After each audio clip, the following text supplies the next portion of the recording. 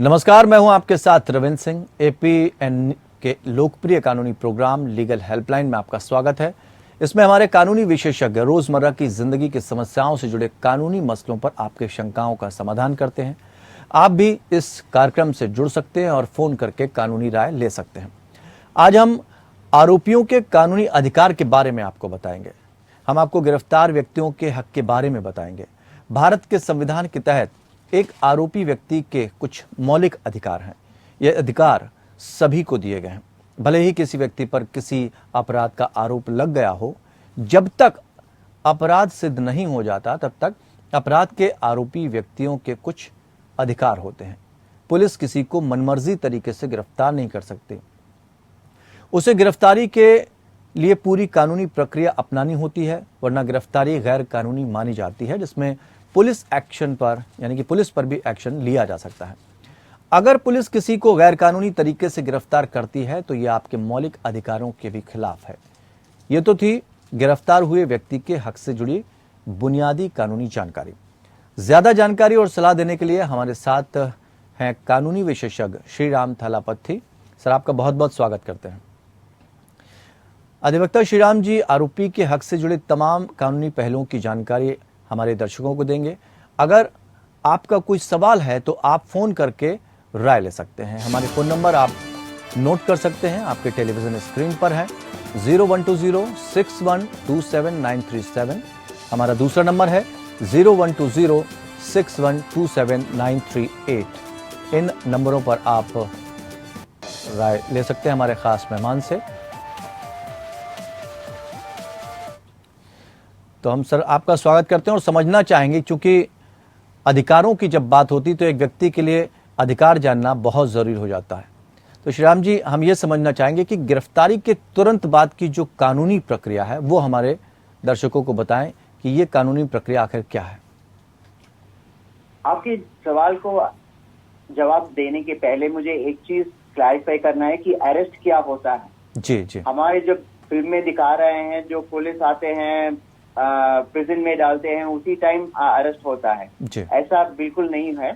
जब भी पुलिस या कोई भी ऑथराइज्ड पर्सन, ये ऐसा नहीं है कि पुलिस ही आपको अरेस्ट कर सकते हैं। There are other authorities who are authorized to arrest, like customs officers, like enforcement directorate, like even magistrates can also arrest. So it's not just that only the police can arrest.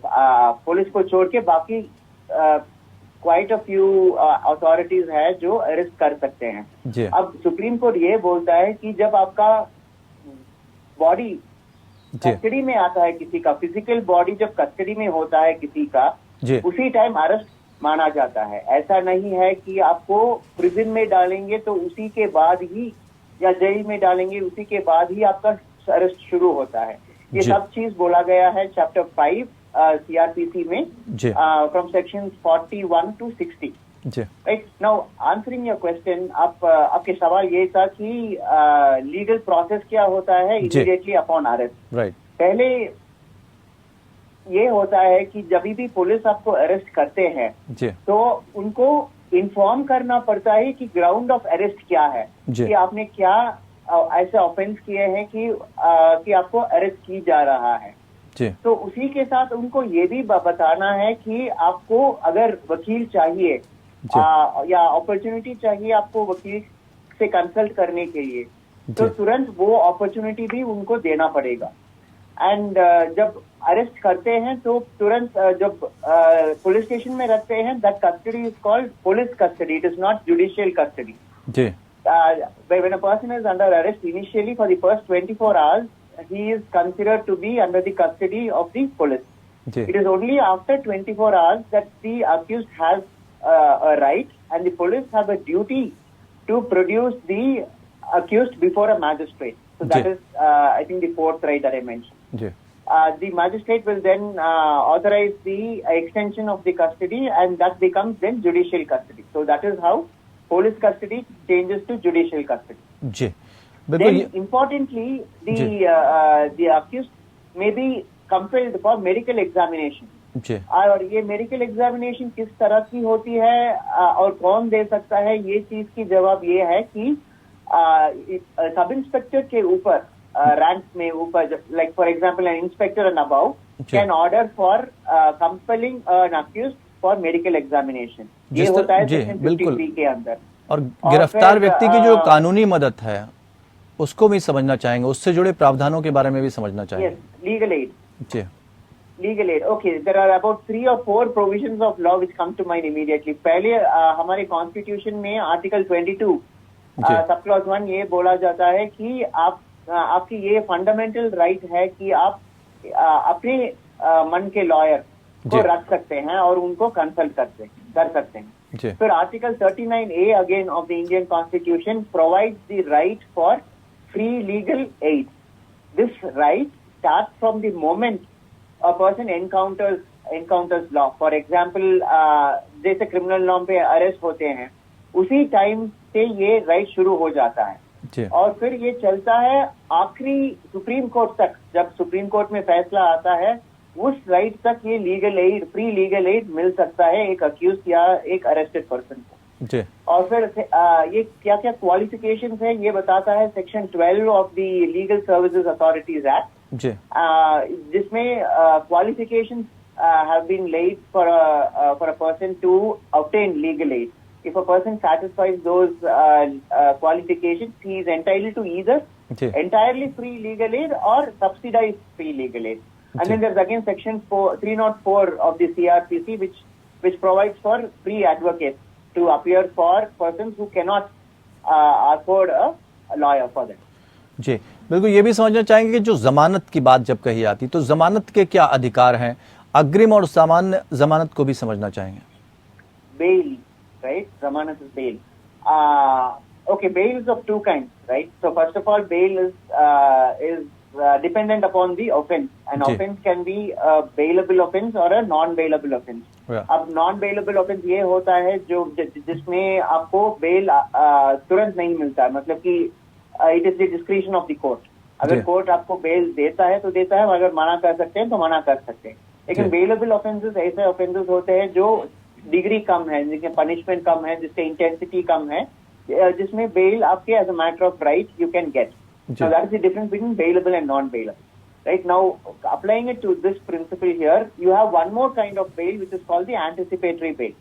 अगर आपको ये पता चलता है कि police आपके they are searching for you and you don't want to go to prison और be under arrest, then आप anticipatory bail under section 438 of the code of criminal procedure आप फाइल कर सकते हैं कोर्ट में and get a protection from the court to not arrest the person. And if a person is under custody, then he should be let out on custody. That is comes under bail. So that is the difference between anticipatory bail, which is issued in advance, जिसपे arrest में नहीं होता है। जब arrest होता है तो bell मांगा जाता है, not anticipatory bail. Okay, I hope that distinction is clear. जी, तो ये भी हम जानना चाहेंगे क्या गिरफ्तार किया गया व्यक्ति उसकी मेडिकल जांच भी होती है? जी बिल्कुल होता है, ये सेक्शन 53 पे होता है, but not for every offence. जब आपको पुलिस अरेस्ट करते हैं, किसी को पुलिस अरेस्ट करते हैं, तो अगर उनको लगता है कि इसका ऑफेंस ऐसा है कि अगर ये अक्यूज्ड को मेडिकली एग्जामिन करेंगे तो कुछ सबूत मिल सकता है, तो a person above the rank of sub inspector, as I said earlier, that is an inspector and above, can compel a person who has been arrested to undergo medical examination. Now, under medical examination, what all can be collected? The doctor can collect blood sample. If it is an offense of rape or any sexual offenses, then semen, then swabs can be done. Fingernails, saliva, सब कुछ ले सकते हैं doctors. अगर if it helps in investigation, there is no limit. Doctors can get whatever they want to get under medical examination. This is governed, as I said, under section 53. जी बिल्कुल, ये भी समझना चाहेंगे कि जो गिरफ्तारी जब एक व्यक्ति की होती है तो गिरफ्तारी के बाद कितनी देर तक पुलिस हिरासत में उस व्यक्ति को रख सकती है, और अगर उस समय सीमा के खत्म होने के बाद, यानी कि वो समय सीमा खत्म हो जाती है, तो पुलिस की फिर क्या जिम्मेदारी होती है? राइट, ये this is under section 76 of the code of criminal procedure, जिसमें बोला जाता है कि अरेस्ट करने के बाद पुलिस उसको रख सकते हैं 24 आवर्स तक। जी, 24 आवर्स के अंदर उनको जो भी अरेस्ट हुए हैं उनको मैजिस्ट्रेट के सामने पेश किया जाता है। जी, और मैजिस्ट्रेट ये ये देखते हैं जब पेश किए जाते हैं और सारे records are placed before the magistrate applies his judicial mind and considers whether further custody is actually required और not, right? That is when police custody, as I said, becomes judicial custody. Usually what happens, the magistrate deems it fit that the custody be extended and hence he is put under judicial custody. Okay. So 24 hours, as I said, is the time limit and the magistrate applies his judicial mind to see if further custody is required and if all the requirements under law has been met by the police. तो गिरफ्तारी को लेकर ये कानून श्रीराम जी लगातार बता रहे हैं और मुझे लग रहा है कि अगर आपको लगता है कि कुछ सवाल आपके बनते हैं या आप कोई जानकारी चाहते हैं तो कोई भी दर्शक हमें कॉल कर सकता है। हमारे टेलीफोन नंबर लगातार टेलीविज़न स्क्रीन पर फ्लैश भी हो रहे हैं और ये विशेष तौर पर आप लोगों के लिए है ताकि आपकी जानकारी भी बढ़ सके और आप अगर कोई जानकारी लेना चाहते हैं तो आप संपर्क हमसे कर सकते हैं। सर, हम आपसे ये भी जानना चाहेंगे जो नॉन कॉग्निजेबल ऑफेंस यानी कि जो असंज्ञेय अपराध हैं, इनके जो मामले में गिरफ्तार व्यक्ति के जो अधिकार हैं, वो हक है, वो क्या होता है? ओके, वो सवाल मुझे आंसर करने के पहले मुझे ये बताना है कि कॉग्नाइजेबल ऑफेंस क्या होता है, नॉन कॉग्नाइजेबल ऑफेंस क्या होता है। अब सीआरपीसी में ऐसा डिवीजन दिए हैं कि ज्यादातर ऑफेंस कॉग्नाइजेबल ऑफेंस होते हैं। जो सीरियस ऑफेंसेस होते हैं वो कॉग्नाइजेबल ऑफेंस होते हैं, जो सीरियसनेस कम है वो नॉन कॉग्नाइजेबल ऑफेंस होते हैं। और इसमें ये डिस्टिंक्शन, ये डिफरेंस है कि नॉन कॉग्नाइजेबल ऑफेंस में आप वारंट बिना अरेस्ट नहीं कर पा सकते हैं, क्योंकि आपको पुलिस को मैजिस्ट्रेट के सामने पेश होना चाहिए और उनको ये बताना है कि एक नॉन कॉग्नाइजेबल ऑफेंस हुआ है और वारंट लेके ही आपको अरेस्ट कर सकते हैं। whereas in a cognizable offense there is no requirement for a warrant. Now the question was, what is the right of an accused who is put under arrest for a cognizable offense? इसमें 2-3 तरह की right है। पहली चीज ये है कि जो अरेस्ट किए जा रहे हैं, अगर जब पुलिस आए हैं और बता रहे हैं उनसे कि आपको हम गिरफ्तार करने वाले हैं, तो अगर इनको बताया जाता है कि ये एक नॉन कॉग्नाइजेबल ऑफेंस है, then the accused can demand that the warrant be exhibited to him. So if such a request is made, अगर कोई ऐसे मांगता है जो जिसको अरेस्ट करने के लिए आए हैं, and if that accused says give me the warrant, then police have to show the warrant. Police को वारंट दिखाना ही है, उनका कर्तव्य ये है कि वारंट उनको दिखाना है कि और फिर the accused can verify if it has been issued by the appropriate authority under the appropriate date and it is being executed by the correct person. That's the first right, the right to demand for the warrant. Then usually what happens, as I mentioned, these non-cognizable offences are not very serious offences, in which case they are also bailable in nature. अब police की ये duty होता है कि उनको बताना है जब किसी को अरेस्ट कर रहे हैं कि ये बेलेबल ऑफेंस है और अगर आपको बेल लेना है तो आप ले सकते हैं। So that right is usually interlinked with non-cognizable offense. So that is another right that the person gets when he is arrested for non-cognizable offense. Shriram Thalapathy जी हमारे साथ जुड़े हुए हैं खास मेहमान के तौर पर और लगातार गिरफ्तारी के बाद जो कानूनी हक होते हैं एक व्यक्ति के, उसको जानने की हम कोशिश कर रहे हैं। सवालों का सिलसिला लगातार जारी है और ब्रेक के बाद हम इस सफर को आगे बढ़ाते हैं। श्रीराम जी ये भी समझना चाहेंगे, चूंकि आरोपी पर केस जब पूरा हो जाता है तो उसके क्या क्या अधिकार होते हैं, इसको भी समझना चाहेंगे आपसे। जब भी केस खत्म हो जाता है, assuming the person is acquitted, then उनका 2-3 again right arise. One of the जो पहला राइट है उनका कि वो मुफ्त में वो जजमेंट का कॉपी ले सकते हैं। ये नहीं है कि इसमें कुछ चार्ज लगेगा, कुछ फीस पे करना पड़ेगा, ऐसा कुछ है नहीं, मुफ्त में मिलता है ये। Easily it is available, you just have to apply. The person who has been acquitted, the accused, has to just apply to the court for getting a copy of the judgment and the judgment is given to him. और फिर जब ये case pending होता है तब the accused usually gets a bail, right? So those bails are executed under bond. And then sureties are also being given for those bail, for the bail under which the accused is given, he is released on bail. So जब एक एक accused को जब release करते हैं आखिरी में, जब जजमेंट उनके फेवर में आता है, तो वो सारे bail bonds and sureties are to be discharge immediately. तो उसमें और कुछ अटैचमेंट या और कुछ लायबिलिटी उसमें नहीं जुड़ सकता है।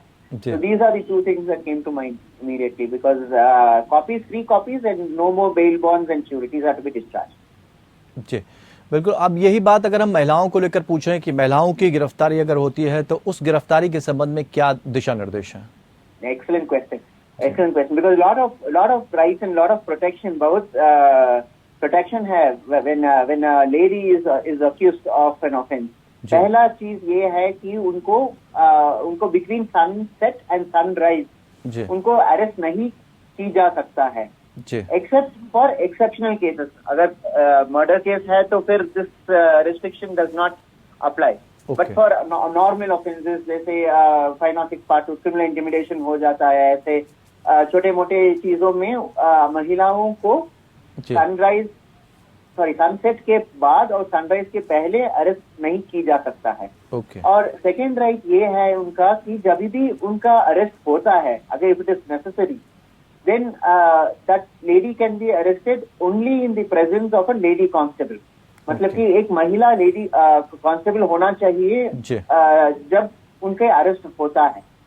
और फिर ये भी है कि उनको अलग अलग सेल्स या लॉकअप में रखा जाता है। और जैसे मैंने बताया था, मेडिकल एग्जामिनेशन जब होता है, they are bound to be examined only by female doctors, not by male doctors. So these are the rights which are given specifically for women। जी, बहुत सारे लोग सर जाते हैं जेल में, कोई बंद है तो अपनों से मुलाकात करने के लिए जाते हैं, तो जेल में अगर पारिवारिक मुलाकात के जो अधिकार होते हैं उनको भी समझना चाहेंगे आपसे। Okay, right, this is a little complicated, क्योंकि हमारे देश में ना each state has separate prison manual. These rights are given under something called a prison manual. जैसे कानून होता है हमारा, आईपीसी होता है, सीआरपीसी होता है, सीपीसी होता है, ये प्रिजन एक्ट एक चीज होता है जिसके अंदर रूल्स फ्रेम हो जाते हैं, जिसके इफेक्ट कानून जैसा ही है। अब ये प्रिजन मैनुअल जो होता है उसी में ये सारी चीज लिखा है कि कौन आ सकता है, कब मिल सकते हैं, किससे मिल सकते हैं, कितने बार मिल सकते हैं, ये सब चीज ये सारे प्रिजन मैनुअल्स में लिखा जाता है। Now the problem with this is that हमारे देश में जितने भी स्टेट्स हैं, हर एक स्टेट के लिए different jail manuals are available. तो हर एक स्टेट में आपका कानून थोड़ा थोड़ा फर्क होगा कि for example sometimes up north you need not जब winters होते हैं तो the timings may be a little later, whereas down south when it is warmer and it's more of a tropical weather, तो फिर वहां पे timings can start early, but broadly ये हमको समझना चाहिए कि आप accused जो भी अरेस्ट हुए हैं उनके रिश्तेदार और दोस्तों, friends, they can come and meet the accused and they can interact with them, उनको देख सकते हैं, उनसे बात कर सकते हैं। अगर the arrested person wants to write a letter, he should be permitted to write a letter, but all this is subject to the condition of security and discipline। तो ये जो दो restrictions रहते हैं, these restrictions are considered to be reasonable restrictions। So अगर jailer is under the opinion that this is to be curtailed for some person for a specific reason, तो फिर under the provision of law he can say that no, you cannot meet so and so or such a person। Ji, all these are regulated by jail manuals which will be for each state different। जी जी जी, श्याम जी, निजता का जो अधिकार है और गैर कानूनी तलाशी के खिलाफ सुरक्षा के अधिकार, इसके बारे में भी जानना चाहेंगे। Search warrant, you asking about search, isn't it? जी। अच्छा, इसके लिए पहले चीज ये होता है कि इसके लिए वारंट, प्राइवेसी, राइट? तो प्राइवेसी इज मैं कैसे बता सकता हूँ इसको, the first check upon the police in order to protect the right of privacy of a person। Sir थोड़ा सा आपको रोकना चाहेंगे, हम इस वक्त सीधे लखनऊ ले चलना चाहेंगे जहां पर मुख्यमंत्री योगी आदित्यनाथ इस वक्त संबोधित कर रहे हैं। का एक केंद्र बिंदु बना हुआ है सुरक्षित प्रदेश के रूप में देश के अंदर नजीर प्रस्तुत कर रहा है। ये केवल हम लोगों ने पुलिस की भर्ती तक सीमित नहीं किया, हमने वहां पर भी बहुत सारे कार्यक्रम चलाए, उनकी अच्छे प्रशिक्षण की व्यवस्था, उनकी ट्रेनिंग की क्षमता को बढ़ाया है, ट्रेनिंग की क्षमता के साथ साथ उनकी सुविधाओं को भी बढ़ाया है। आज हर पुलिस लाइन में, हर थाना में पुलिस कार्मिकों के लिए आवासीय सुविधा भी उपलब्ध कराई गई। अच्छे पुलिस बैरक बनाए जा रहे हैं, बनाए गए हैं, बनाए जा रहे हैं। अच्छे थाने बनाए जा रहे हैं, तकनीक का बेहतर उपयोग किया जा रहा है। और यही तकनीक जिसके बारे में अभी DG fire service Shri Avinash Singh ji कह रहे थे, अपर मुख्य सचिव गृह कह रहे थे, उस तकनीक का बेहतर उपयोग करते हुए कि हमें आज के समय में, यद्यपि हम लोगों ने उस प्रकार के अत्याधुनिक साधन वाहन भी खरीदे, विगत 5 वर्ष के अंदर हम लोगों ने 241 अग्निशमन वाहन भी क्रय किए हैं, जिसमें वाटर बाउजर हैं, वाटर टेंडर हैं और मोटरसाइकिल जो फायर सर्विस में विशेष रूप से उपयोग की जाती हैं, उन सब का भी हम लोगों ने क्रय किया। लेकिन हम लोगों का प्रयास रहा कि CSR से या अथॉरिटी के माध्यम से, नोएडा डेवलपमेंट अथॉरिटी ने जैसे एक हाइड्रोलिक प्लेटफॉर्म से युक्त फायर टेंडर फायर सर्विस को उपलब्ध करवाने की कार्रवाई को आगे बढ़ाया। इसी प्रकार से प्रदेश सरकार ने भी अपने स्तर पर इन सभी सुविधाओं को और अच्छा करने का प्रयास तो किया, लेकिन आने वाले समय में जो हाई राइज बिल्डिंग है या जहां पर पहुंच आसान नहीं हो सकती, वहां के लिए ड्रोन की सुविधा का उपयोग करना भी ये आज की आवश्यकता है। और मुझे लगता है कि उस दिशा में हमें अपने आप को उसके लिए तैयार करना होगा। किसी भी आपदा की सफलता इस बात पर निर्भर करता है कि हमने जनहानि न्यूनतम करने में कितनी सफलता प्राप्त की, और फिर जनहानि को भी न्यूनतम स्तर पर ले जाने की कार्रवाई को हम कितने आगे बढ़ाने में सफल हुए हैं। हम जितना उसमें सफल होंगे, उतनी मुझे लगता है कि हमारी सर्विसेज बेहतर होंगी। और मैं चाहूंगा कि उत्तर प्रदेश फायर सर्विस को SDRF के साथ, SDMA के साथ में बेहतर समन्वय करना चाहिए, क्योंकि वह भी स्टेट डिजास्टर मैनेजमेंट अथॉरिटी के रूप में उत्तर प्रदेश के अंदर कार्य कर रही है। और उत्तर प्रदेश के ही PSC के जवान वहां पर SDRF में काम कर रहे हैं। और मुझे लगता है फायर सर्विस के साथ मिलकर के, हमें एक साथ मिलकर के जब हम काम करेंगे तो परिणाम भी हम और बेहतर देने में हमें सफलता प्राप्त होगी। मुझे आज प्रसन्नता है कि आज यहां पर हम लोगों ने जो अग्नि सचेतक बनाए गए हैं, लगभग 91,000, सभी 819 विकास खंडों में 91,000 अग्नि सचेतक जो बनाए गए हैं, उनके बेहतर प्रशिक्षण के कार्यक्रम को आगे बढ़ाया गया है। हमारा प्रयास होना चाहिए कि हम जनपद के अंदर भी सामान्य दिनों में, हमारा प्रयास होना चाहिए कि स्कूल कॉलेजेस में या उनके प्रिंसिपल्स के साथ में हमारी बैठकें हों और उनको हम कुछ सावधानियां जरूर बताएं। तो फायर स्टेशंस वहां पर संबोधित कर रहे थे लखनऊ में योगी आदित्यनाथ।